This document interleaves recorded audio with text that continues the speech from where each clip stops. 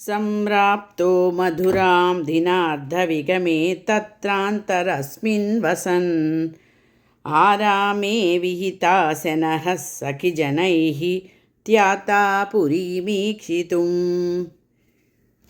ప్రాప్తో రాజపదం చిరశ్రుతిధృతః వ్యాలోకకౌతూహలన్ శ్రీపుంసోద్యతగణ్యపుణ్యనిగలైరాక్ష్యమానోనుకిం.